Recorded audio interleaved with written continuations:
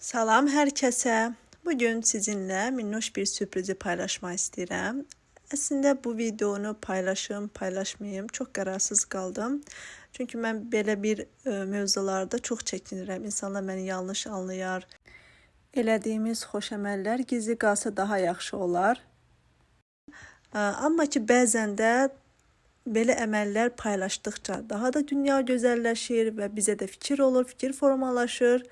Və deyirik ki, elə kaş biz də elə bilsəydik, yəni qabağımıza da gözəl videolar çıxır və bizə də ilham olur və biz də eləmək istəyirik.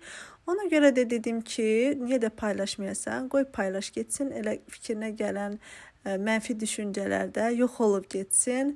Gülnaz paylaş. Bu video başqalarına bir necə deyim, ilham qaynağı olar. Bəlkə onlar da bu videoya baxıb bir fikir formalaşır və öz qonaqlarına belə minnoş sürprizlər hazırlaya bilərlər. Və başladım. Getdim mağazaya. Birinci mağazaya getmişdim. Orada əslində belə fikir gəldi.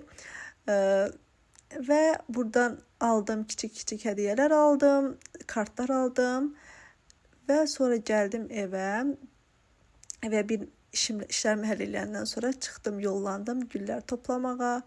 Sonra belə gördüyünüz kimi güllər yapışdırdım zərflərin üstünə. Sonra Google'dan hədislər araşdırdım, hədislər yazdım. Hər kartın içinə hədislər yazdım və ürək sözlərimi yazdım. Şu sürpriz şəkildə hər kəs öz hədiyyəsini götürdü. Hər kəsə bir hədis düşdü. Ən maraqlısı da odur ki, kimə hansı hədis düşdü və kimə hansı hədiyyə düşdü. Bu şəkildə dostlar. Ümid edirəm ki, bu video sizin üçün faydalı olmuşdur. Ya Ramazan ayında, ya da ki, başqa aylarda qonaqlarınızı, dostlarınızı çağırarkən belə bir kiçik sürprizlərlə onları sevindirə bilərsiniz. Bugünlük məndən bu qədər olsun. Özünüzə yaxşı baxın. Allah'a əmanət olun. Hələlik.